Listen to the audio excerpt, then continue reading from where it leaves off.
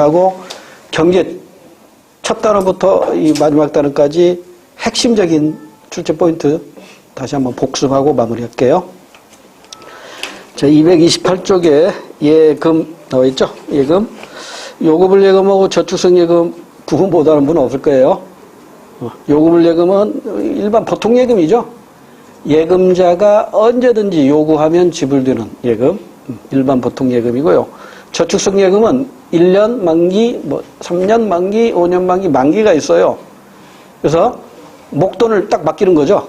그러면 100만 원이면 100만 원, 1000만 원이면 1000만 원, 1억이면 1억, 1년간 은행에다 맡기는 거예요. 그리고 매달 이자를 받는 거죠. 이게 정기 예금입니다. 저축성 예금 중에 정기 예금 이런 거. 그래서 요금을 예금으로 사례를 보시면 개인은 보통 예금, 회사는 이제 수표를 발행하는 예금이죠. 당좌 예금이라고 하죠.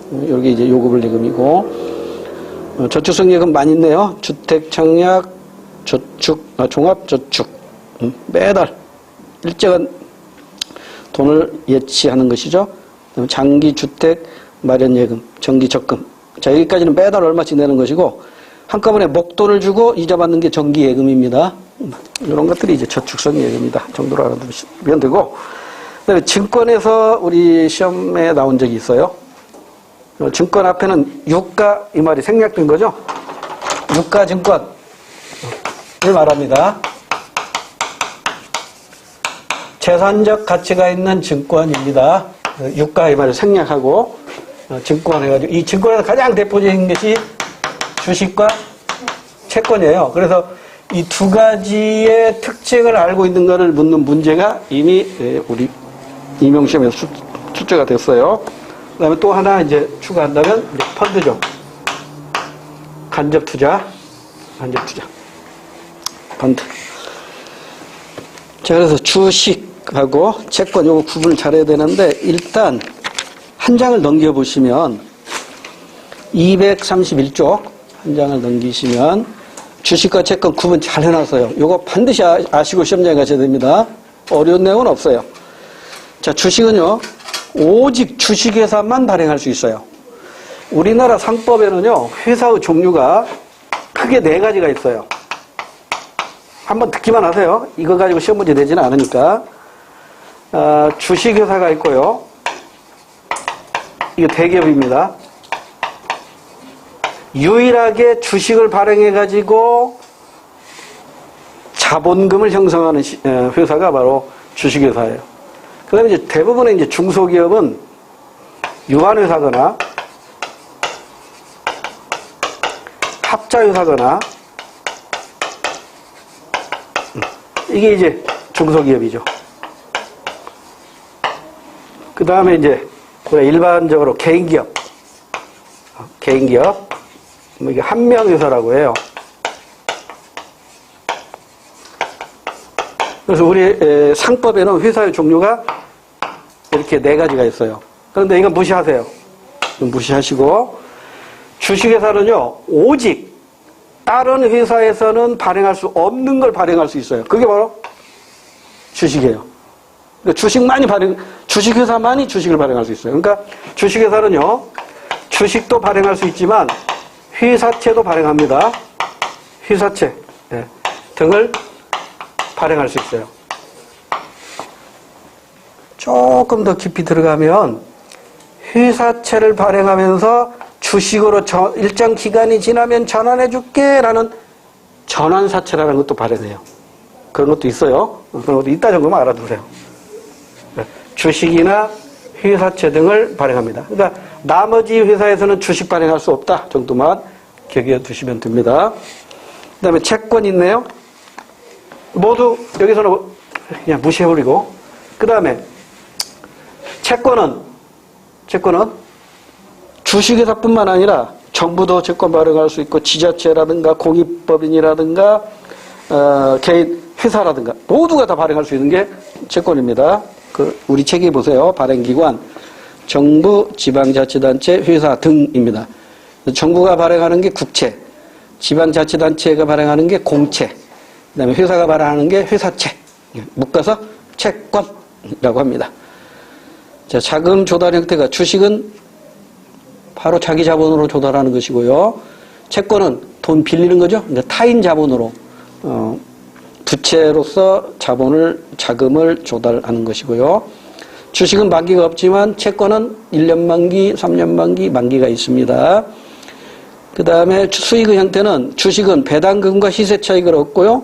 채권은 배당금 없는 대신에 이자와 시세 차익을 얻어요. 그러니까 주식이 거래되는 시장이 주식시장, 채권이 거래되는 시장이 채권시장인데 이 두 개를 합치면 증권이라고 그랬죠.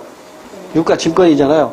이 증권시장에서 얘도 거래되고 얘도 거래되고 얘도 거래되는 거예요. 그렇죠? 그래서 주식이나 채권 모두 공통점이 뭐예요? 시세 차익을 얻을 수 있어요. 차이점은 주식은 배당금을 받고 이자가 없어요. 채권은 배당금이 없는 대신에 이자를 받아요. 그 정도 기억해 두시면 되고요. 그 다음에 조달원금 상환의무. 주식은 상환의무 없죠? 사고 팔 수 있는 것이니까. 개인 간에 사고 팔면 되는 것이고. 그 다음에 채권은 당연히 일정 기간이 지나면 상환해야 되는 의무가 있습니다. 주식의 소유자를 우리가 주주라고 불러요.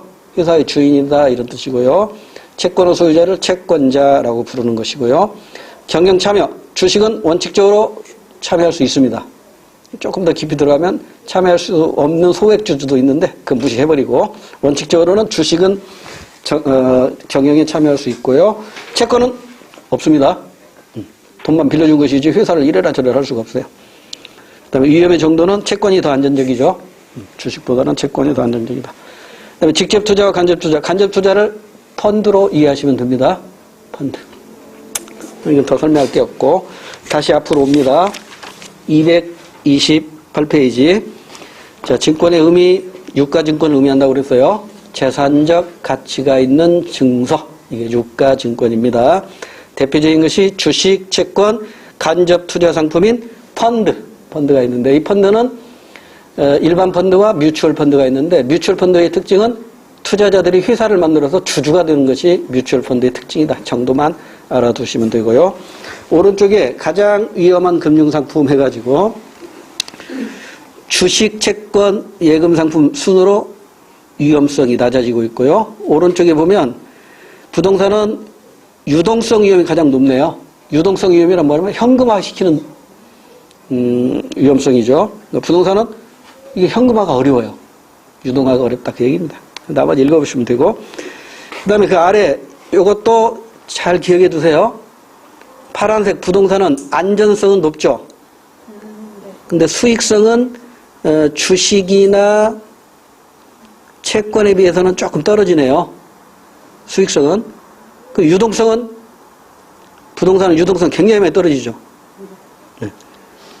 그러니까 채권, 주식 보통 이거 차이점만 여러분 스스로 분석하세요. 표 그대로 분석하실 줄 알면 되고 그 다음에 한 장을 넘기시면 보험 다 아시는 거죠? 생명보험, 손해보험 있는데 여기에 나와 있는 보험은 전부 상법상 보험입니다. 그럼 상법상 보험 말고 또 다른 보험이 있을까요? 있습니다. 국가나 지방자치단체에서 운영하는 보험. 이게 바로 사회보험입니다. 사회보험. 그러니까 여기 3번에 보험이라고 해놨는데 여기에 나와 있는 보험은 전부 상법상 의무보험입니다. 상법상 의무보험이에요. 그러니까 의무보험이니까 가입할 수도 있고 안 할 수도 있고. 그래서 거기 보면 생명보험, 손해보험 이렇게 둘로 쪼개져 있죠. 생명보험, 손해보험. 더 노트 안 할게요. 나머지 우리 교재 참고하세요. 이게 상법상 의무보험이에요. 얘와 비교되는 게 있죠. 그게 바로 사회보험이에요. 사회보험은 더 자세한 내용은 사회문학 과목에서 시험 문제가 잘 나오거든요. 사회문학 편에서 공부할 텐데 가장 대표적인 것이 국민건강보험. 여러분 4대 보험 한번 생각해요. 4대 보험. 또 뭐가 있어요? 산업재해 산재보험, 산업재해보상보험, 산재보험. 또 뭐가 있어요? 고용 및 실업보험. 그 다음에 국민연금. 이게 4대 보험이죠. 그러니까 국민연금, 연금자가 들어갔지만 4대 보험, 사회보험에 해당이 되는 거예요. 그러니까 누가 관리해요? 국가가 관리하는 거예요. 이건 상법상 회사에서 관리하는 거예요. 삼성화재, 흥국생명 이런 거 있잖아요. 보험회사. AIA 뭐 이런 거 있잖아요. 이것은 자세한 내용은 이건 사회문화편에서는 출제 비중이 높아요. 그 다음에 사회문화편에서 자세히 할 거예요. 자, 그 다음에, 연금. 이제 공적연금이고, 이것과 이제 또 비교할 것으로, 컴포트 할 것으로, 개인연금 있죠. 우리 사적연금이라고도 하죠. 이건 누가 관리해요? 상법상. 그러니까 생명보험, 보험, 손해보험은 이 사적연금도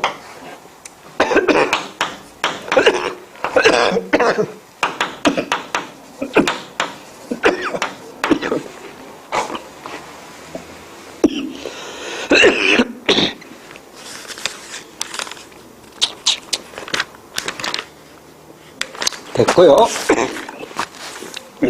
다음 페이지.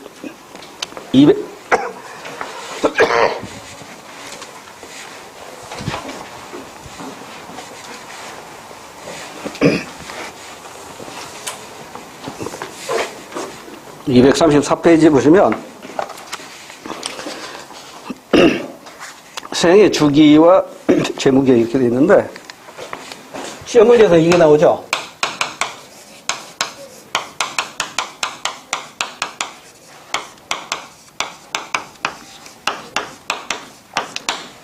사람 이름 뭐라도 돼요.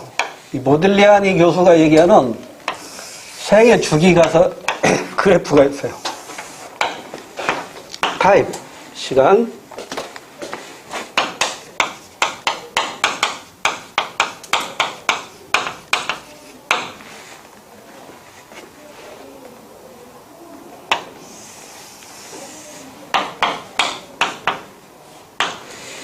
소득 그림입니다. 소비 곡선입니다. 그러면 여기는 정해저축이죠. 여기는 뭐예요? 소득에 비해서 소비가 많잖아요. 부의저축이죠. 여기도 이제 노년기 하면 소득이 없잖아요. 마이너스 저축이죠. 그래서 소득은 여기서부터 발생했지만 여기서 끝나고요. 플러스 그러니까 소비를 커버할 수 있는 소득은 이 구간이라고. 이 구간. 이게 청장년기죠. 청장년기. 이때 번 것으로 요걸 커버해야 돼요. 그래서 여러분 스스로 이 저축을 어떻게 활용할 것인가. 이게 포트폴리오잖아요. 그죠? 이 여유 자금을 어떻게 활용할 것이냐. 이게 사람마다 이 그래프가 달라요. 그래서 이런 사람이면 그냥 평범한 사람인데 이런 사람이 있잖아요. 비참한 사람이죠. 플러스 저축보다 마이너스 저축이 훨씬 많아요. 그럼 자신들에게 빚만 남기고 가는 사람이라고. 박원순 시장. 6억 빚 남기고 갔대?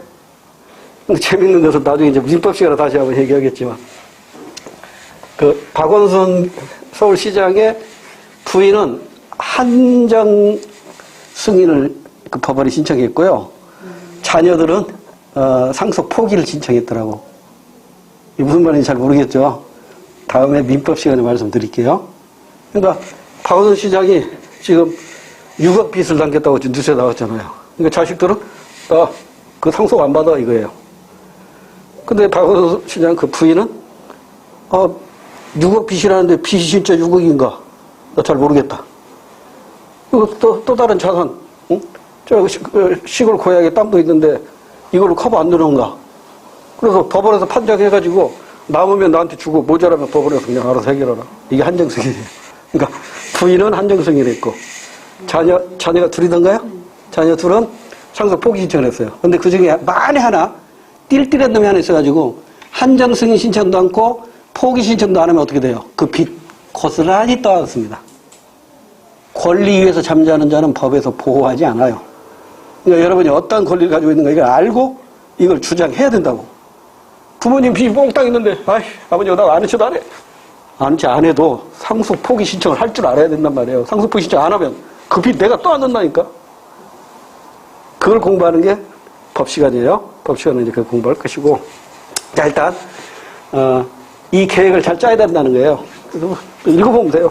재무 상태, 목표, 결산, 파악 읽어보면 돼요. 별로 설명할 게 없고 한 장을 넘기면 그 그림 보시죠? 연습 문제. 그게 이게 모딜리아니가 얘기하는 생애 주기가설이에요. 그 다음에 이 그림하고 그 다음에 자주 나오는 시험 문제 자주 나오는 게 이거예요. 여기는 소득, 소비, 저축을 나타내고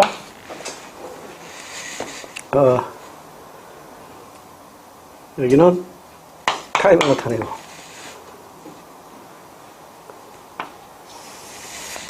여기 45도예요. 여기 아니라 여기가 소득. 여기가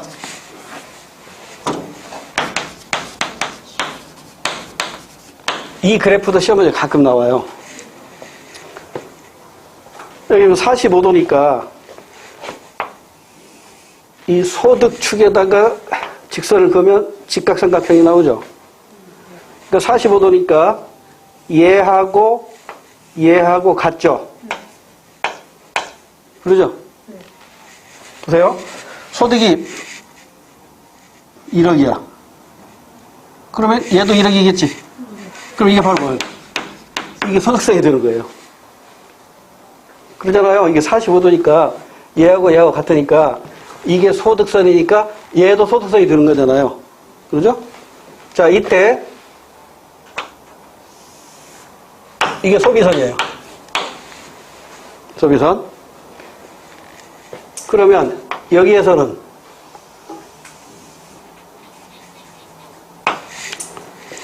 버는 거 다 소비해버리니까 저축은 얼마예요? 0이죠. 그러면 여기는 이만큼 플러스 저축이 나타나죠?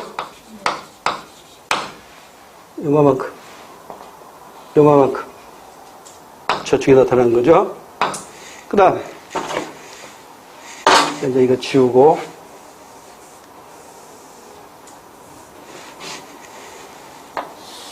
여기를 볼까요? 여기는 소득에 비해서 소비가 이만큼이니까 이만큼의 마이너스 저축이 나타나죠. 그러면 이만큼의 마이너스 저축이 나타난다고. 그럼 이 점을 이렇게 연결할 수 있겠죠. 이게 바로 뭐예요? 저축선이에요. 그러니까 얘하고 크기가 같고 얘하고 크기가 같아요. 그럼 보세요. 여기에서 소비 성향 얼마? 1이 돼버리지. 저축 성향은?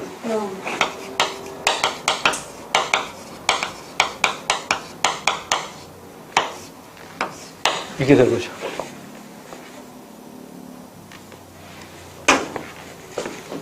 이 점 가지고 해볼까? 이 점은 소비 성향과 저축 성향 모두 양의 값이죠. 그러잖아요.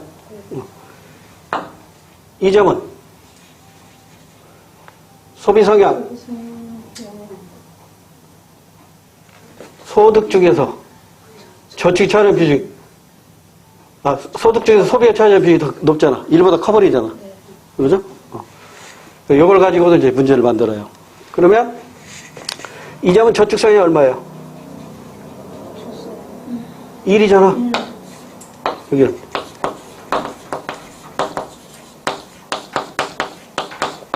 그러니까 소비 성향은 0이 되겠죠.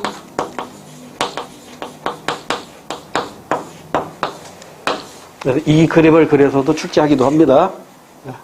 나중에 우리 기출문제는 없어요, 이게. 그래서 나중에 다른 문제 풀 때 이 그림 가지고도 문제가 만들어지고 있으니까 알아두시는 게 좋아요. 자, 이렇게 해서 6개 단원이죠? 6개 단원을 마무리를 했어요. 자, 이제 1단원부터 다시 가장 핵심적인 거. 수능에서는 20문제가 나오잖아요. 우리가 공부한 것 중에 20문제가 나오는데, 우리가 공부한 것 중에서 5문제 낸다고. 5문제 내니까, 수능에 비해서는 너무나 적은 문제라고요. 무조건 맞고 가야 돼. 5개 다 맞아야 돼. 합격하려면 다 맞아야 돼요.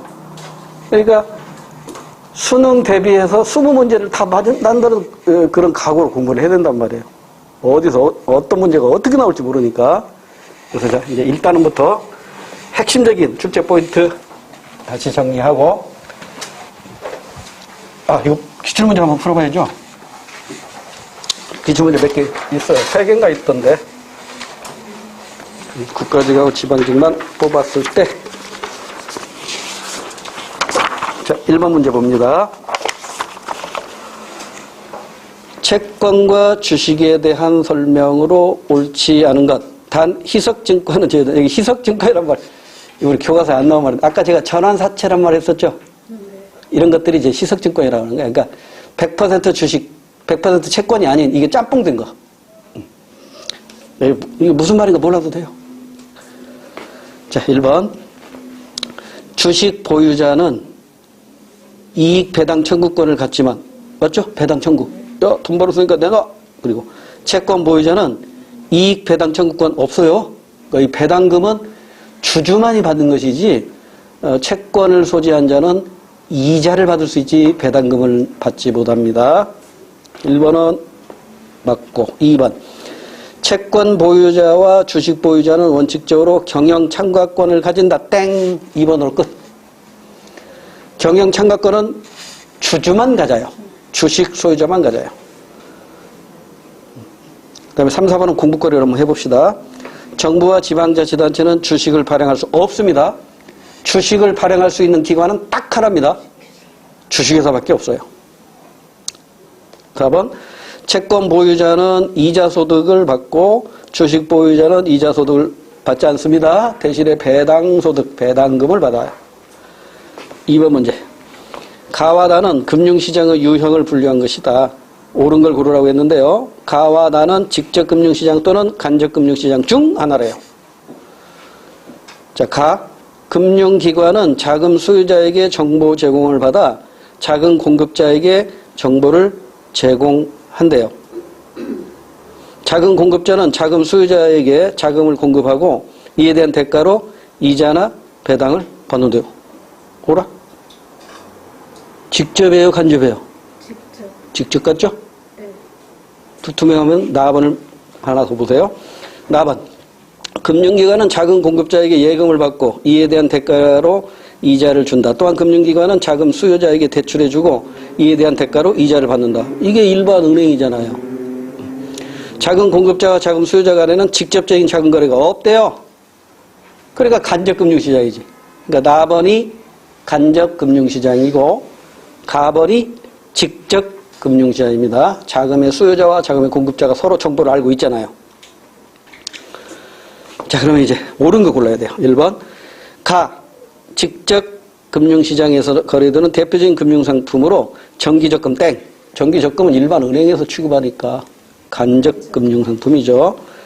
2번. 나. 간접 금융시장이죠. 자금 공급자가 자금 거래로 인해 발생하는 위험을 전액 부담하는 건 직접 금융시장이에요. 주식, 채권시장과 같이.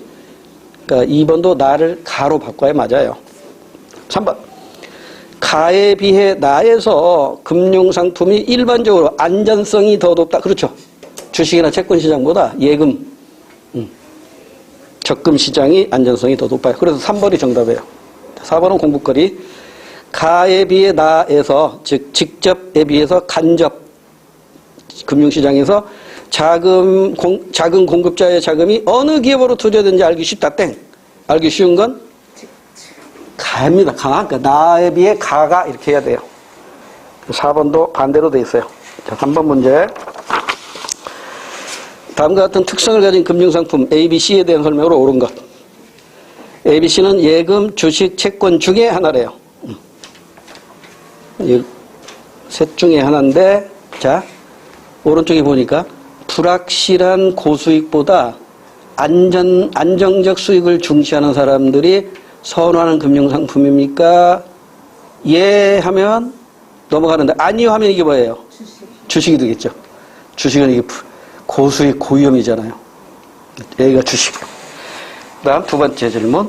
일정 금액까지의 상환에 대해 법의 보호를 받는 게 예금이에요. 예 하면 C가 예금, B는 채권이겠네. 자, 그래서 A가 주식, B가 채권, C가 예금이니까 이제 옳은 거 골라야 돼요. 1번. A와 B는 상환 기간이 정해져 있는 금융상품이다. 상환이 정해져 있는 건 채권밖에 없습니다. B만 해당이 되고요. 그 다음에 2번. C는 예금은 A보다 기대 수익률이 높은 땡. 주식이 고위험 고수익을 기대하니까 2번도 땡. 3번. A. 주식은 정부, 특수법인 등도 많이 발행하는 금융 땡. 채권이라고 해야겠죠? A가 B로 바뀌어져야 되고요. 그러면 4번이 정답이겠네. B는 채권은 이자를 수취하는 금융상품이다. 정답. 됐죠? 자, 이렇게 해서 경제 대장정의 막을 내렸고요. 자, 이제 복습 한번 해보자고요. 1단원, 2단원. 1단원이 경제 기초였죠. 2단원이 경제 주체였죠. 3단원이 시장 경제였죠. 4단원이 국민 경제였고, 이게 이제 미시 경제라면 이게 거시 경제. 그다음에 5단원이 국제 경제. 마지막 6단원이 금융생활. 그러니까 이게 지금 각 단원에서 한 문제 나와도 6문제라고요. 그렇죠? 그러니까 이 중에서 어느 한 단원에서 안 나올 수도 있겠지. 그렇죠? 만약에 여기서 시험 문제 나오면 어딘가 하나에서 빠져야 된다고. 그러니까 이거 다 출제 든다고 생각하고 공부를 해야 돼요. 자, 경제 기초 이론에서는 경제의 개념과 더불어 주체와 객체에 대해서 공부를 했고요. 이 주체와 객체가 만나는 공간이 시장인데, 이 시장이 이제 거래되는 게 무엇이냐에 따라서 생산물 시장하고 생산 요소 시장으로 나눠졌죠. 그 다음에 이제 여기 시장에서 다시 공부하겠지만, 경쟁 관계, 경쟁이 어떻게 되느냐에 따라서, 다시 말해서 공급자가 몇 명이냐에 따라서 둘로 나눠졌죠. 완전 경쟁 시장과 불완전 경쟁 시장으로 나눠졌고, 이 불완전 경쟁 시장은 또 셋으로 나눠졌어요. 독점적 경쟁시장과 독점시장, 가점시장, 이렇게 공부했어요. 이 중에서 이 시장 이론에서 공부하는 건 얘였죠. 그죠? 그러니까 이건 완전 경쟁시장을 전제로 해서 완전 경쟁 하에서 시장의 가격이 어떻게 결정이 되고 어떻게 변동이 되고 어떻게 규제가 되는가, 이거였죠. 그래서 가격 결정 원리 결론이 뭐였어요? 수요 공급의 법칙이었죠. 수요 공급의 법칙은 수요 법칙하고 공급 법칙을 결합한 게 아니라고 그랬어요. 가격 결정 원리 그 자체가 수요 공급 법칙이에요. 그래서 이 수요 공급 법칙을 공부하기 전에 뭐부터 했었죠? 수요 법칙을 공부했어요. 수요 법칙은 먼저 변하는 독립변수가 가격이었죠. 유일한 독립변수였어요. 가격이 오르고 내릴 때 수요가 변해요? 수요량이 변해요? 수요량이 변한다고. 이게 수요 법칙이었죠. 그리고 이 수요 법칙에 의해서 수요 곡선이 유도가 되고, 이 수요 곡선은 수식으로 나타나는 게 수요 함수인데, 여기에서 수요 함수하고 수요 곡선은 서로 밀접한 관계가 있기 때문에 수요 함수 가지고 수요 곡선을 그릴 수도 있어야 되고 수요 곡선 가지고 수요 함수를 이루어야 될 수도 있어야 돼요. 하여튼 공통점은 수요 법칙이기 때문에 우하향한다는 거죠. 오른쪽으로 할수록 밑으로, 오른쪽으로 할수록 아래로 내려가요. 근데 문제는 뭐냐면 기울기였죠. 문제는 기울기라고. 이 기울기가 무엇을 의미한다? 탄력성을 의미합니다. 이 탄력성은 이 미시에서는 출제 영수이라고 그래서요. 그 탄력성 그래프 제가 4개 그려드렸을 거예요. 4개. 기억나요? 복수. 가격하고 수요량이라면 이건 탄력도 얼마? 가격이 고정된 상태죠. 이 가격에서는 얼마든지 소비할 수 있다는 거예요. 무한대. 이걸 우리는 완전 탄력적이라고 해요. 이건 수요 법칙이 적용돼야 안 돼요? 안 돼요. 수요 법칙이 적용이 안 되는 수요 곡선이겠지. 그 다음에 수량이 고정돼 있어. 수량이 고정돼 있어요. 그러면 이만큼 나는 공짜로 줘도 이만큼만 소비하고 수백억 하더라도 이만큼만 소비하겠다는 거예요. 이것은 탄력도가 완전 비탄력인 거죠. 완전 비탄력. 이것도 수요 법칙이 적용 안 되는 거죠. 이 두 가지를 제외한 나머지는 이제 수요 법칙이 적용되죠. 45도 이렇게 우하향하면 탄력도 1. 이걸 단위 탄력이라고 해요. 단위 탄력일 때 뭐가 이게 고정되어 있죠? 가격이 고정되어 있고 여기는 수량이 고정되어 있는데 단위 탄력지는 뭐가 고정이 되어 있어요? 판매액, 소비액, 소비액 또는 기업의 입장에서는 판매액이 고정되어 있어요. 그래서 최근에는 여러 번 얘기했지만 이 단위 탄력적인 거 가지고 시험 문제 잘 많이 만들어내고 있다고 그랬어요. 그 다음에 급할수록 탄력도 1보다 작아요. 비탄력적이고 완만할수록 탄력도가 1보다 커요. 탄력적입니다.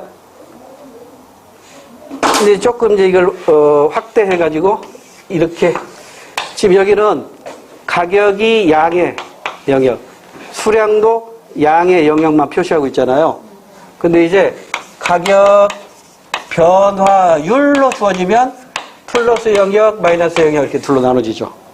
그 다음에 수요량의 변화율 하면 역시 여기서도 수요량이 플러스 영역, 마이너스 영역 이렇게 나눠진다고. 그럼 이 영역은 뭐예요? 가격이 오를 때 수요량도 증가하는 경우야. 이건 수요 법칙이 적용이 안 되는 거라고 그랬죠. 가수요, 위풍제, 매점, 사재기.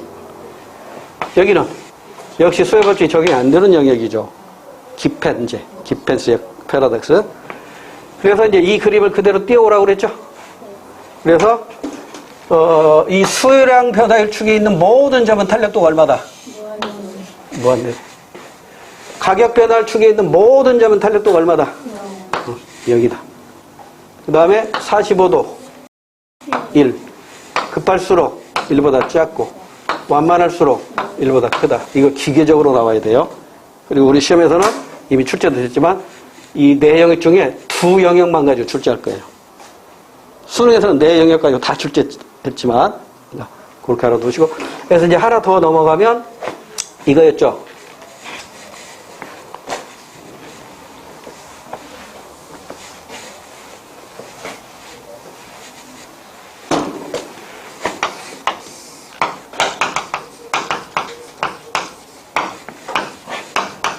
가격하고 판매액만 가지고 판단하는 것이죠.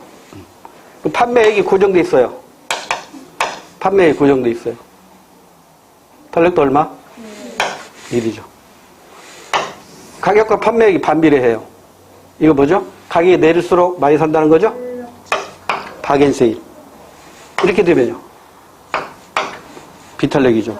그래서 이건 지금 가격과 판매액이 서로 플러스 영역일 때만 지금 소개한 거고요. 이걸 조금 확대하면 이렇게 된다고 그랬죠.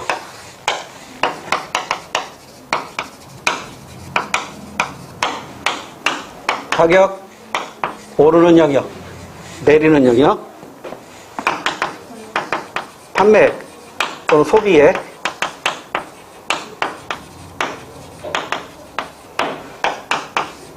증가하는 영역, 감소하는 영역. 그럼 얘는 뭐야? 비탄력이죠. 왜 비탄력이에요? 가격이 오를 때 판매액도 증가하고 있잖아요. 비싸도 사간다는 얘기잖아. 여기도 비탄력. 여기는 탄력. 여기도 탄력. 여기는 무한대. 얘는 1. 얘가 0. 이것도 기계적으로 나와야 돼요. 이것도 아마 두 영역만 가지고 출제할 가능성이 높아요. 우리 시험에서는요. 탄력성은 이걸로 끝났고, 이제 이거 그래프를만 가지고 출제하는 게 아니라 이제 숫자 가지고 출제하기도 해요. 그래서 나중에 이제 문제풀이 하면서 더 많은 문제 접하게 될 거예요. 우리 기출문제만 가지고는 조금 부족하고요. 많이 부족하죠. 그 다음에 수요 곡선상에서 점이 이동할 때는 수요량의 변화. 네, 이게 수요량의 변화고, 수요 곡선 자체가 이동하는 것이 수요의 변화. 그래서 수요량은 독립변수가 유일하게 가격 하나밖에 없죠. 그런데 이게 수요 곡선이 움직이는 이유는 가격을 제외한 나머지 요인 굉장히 많죠. 인구, 무시할 수 없잖아요. 인구, 소비자의 기호, 대체재, 보완재의 가격 변화, 또 뭐가 있어요? 소득, 그 다음에 장래 경제에 대한 전망, 이런 것들. 수요 함수는 항상 이런 식으로 표시된다고 그랬죠. quantity of demand, 수요량은 가격의 함수 이렇게 표시가 돼서 항상 마이너스 AP 플러스 B 이런 형태로 표시가 되는데, 이게 지금 기울기, 우하향이니까 기울기잖아요. 그러니까 이 A가 바로 기울기예요. 이 기울기면서 곧 탄력성을 의미한다고 그랬고, 이건 이 Q축과 만나는 점이라고 그랬죠. 그래서 우리가 수학에서는 뭐 Y절편 이렇게 표현하는데 Q절편. Q절편. 그리고 이 수요 곡선 가지고 수요 함수를 유도할 수도 있어야 되고요. 수요 함수 가지고 수요 곡선을 또 유도할 수도 있어야 돼요. 우리 기출문제 한번 풀어봤던 것이고요. 그 다음에 이제 공급법칙이 있었죠. 공급법칙은 별로 시험에 낼 만한 게 없어요. 그다음에 탄력성에서도 탄력성이 큰 쪽과 작은 쪽을 구분할 줄 알아야 돼요. 예를 들면 농산물하고 공산품 중에는 공산품이 탄력적이에요. 사치품하고 생활필수품 중에서는 사치품이 탄력적이에요. 대체재가 적은 것하고 많은 게 있을 때는 대체재가 많을수록 탄력적이에요. 가격에 반응하는 기간이 길수록 탄력적이고 생산 기간은 짧을수록 탄력적이에요. 기억나요? 까물까물? 자꾸 복습하셔야 됩니다. 그 다음에 가격 변동은 수요 선이 변하고 공급 곡선이 변하는 거. 그러니까 수요가 변하고 공급이 변할 때 가격이 변하고 거래량도 변합니다. 자, 규제는 노동자나 농민을 보호하기 위한 게 최저 가격제고, 일반 소비자를 보호하기 위한 게 최고 가격제다. 각각 초과 수요나 초과 공급이 발생하기 때문에 이걸 정부가 개입해서 해결해 줘야 된다. 이런 내용 공부했었고요. 자, 이게 이제 이 시장과 관련해서 공부하면, 그 다음에 이제 그래서 이제 시장 실패가 있었죠. 시장 실패에서 시험 문제 가장 많이 나오는 게 외부 효과, 그 다음에 공공재 부족, 그 다음에 뭐 독과점의 피해, 그 다음에 정보 비대칭 등등 있었는데, 여기서는 시장 실패하고 정부 실패가 있는데, 정부 실패는 거의 출제가 안 되어 있는데 그렇다고 무시할 수는 없고요. 어려운 내용은 아니니까 교재들고 보고, 이 외부 효과, 이게 항상 이게 난이도가 높은 문제로 출제가 돼요. 출제가 된다면. 외부 효과는 그래프 제가 4개 그래서 그랬었죠. 그 중에 반드시 알아야 할 그래프 요거였죠.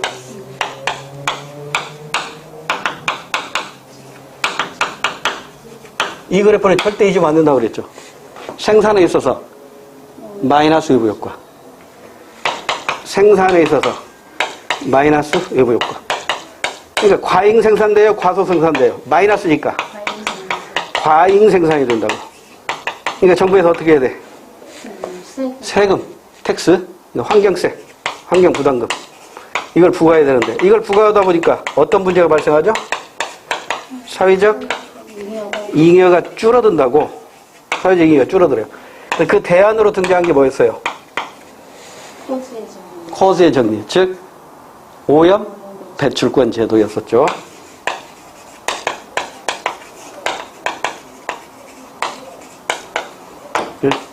어느 지방에서는 이걸 물었었죠. 코지의 정리. 그러니까 사적 비용에 의한 공급 곡선과 만나는 점에서 시장 생산량이 결정되고, 사회적 비용과 수요 곡선이 만나는 점에서 취적 생산량이 결정이 되는데, 취적보다 시장 생산량이 더 많이 생산되잖아요. 그러니까 과잉이 되는 거죠. 그래서 환경 파괴, 환경이 오염된다고. 이걸 극복하기 위해서 정부가 개입하는 것이죠. 그러면 이때 정부가 개입할 때 이만큼을 어떻게 해야 된다? 환경세를 부과하는 거예요. 그러면 이때 이게 소비자가 지불하는 가격이고, 이게 생산자가 실제로 받는 가격이잖아요. 그래서 결국은 이만큼의 뭐가 없어지는 거야? 사회적 잉여가 이만큼 사라지는 거라고 공부했었죠. 자, 이게 지금 공급 곡선이 두 개죠. 여기도 공급 곡선이 이제 두 개네. 근데 여기가 이게 사적이고, 여기가 사회적이야. 그럼 얘기가 이제 반대로 되죠.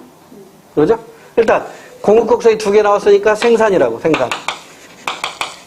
근데 사적 하면 시장이고, 사회적 하면 이게 취적인데, 시장에다 바뀌니까 과소래, 과소. 과소니까 이건 플러스 외부 효과겠죠? 플러스 외부 효과. 소비에 있어서 외부 효과는 이렇게 되겠지. 이번에는 공급 곡선이 고정되어 있는 거죠. 그다음에 수요 곡선이 이렇게 되는 거예요. 이게 이제 사적 편익이고, 이게 사회적 편익이라고 해봐요. 그럼 사적에 의해서 시장 소비량, 사회적에 의해서 취적 소비량이 나오니까 시장에다 바뀌니까 모자라네? 과소네? 과소는 좋은 것이 과소야, 나쁜 것이 과소야? 좋은 것이 과소죠. 좋은 것이 과소니까 이건 플러스 외부 효과. 그러니까 소비에 있어서 플러스 외부 효과. 그 다음에 이제 반대로 역시 공급 곡선은 하나고 수요 곡선이 두 개인데, 이게 사적이고 이게 사회적 편익이야. 그럼 사적 시장, 사회적 취적. 시장에다 바뀌니까 과잉 소비되네요. 안 좋은 건 과잉이 된다고 그랬죠. 그러니까 소비에 있어서 마이너스 외부 효과. 간단하게 구분할 줄 알아야 돼요. 이게 이제 외부 효과가 시장 지표에서 가장 많이 출제되는 거였고, 그다음에 공공재는 뭐였어요? 생산 부족. 그 이유가 경합성이 없고 배제성이 없기 때문에, 비배제성과 비경합성 때문이다. 이런 내용 공부했었죠. 그래서 이제 시작. 세 번째 단원에서 한 문제 정도 출제되는데, 지금 소개한 내용 중에서 한 문제 나올 거예요.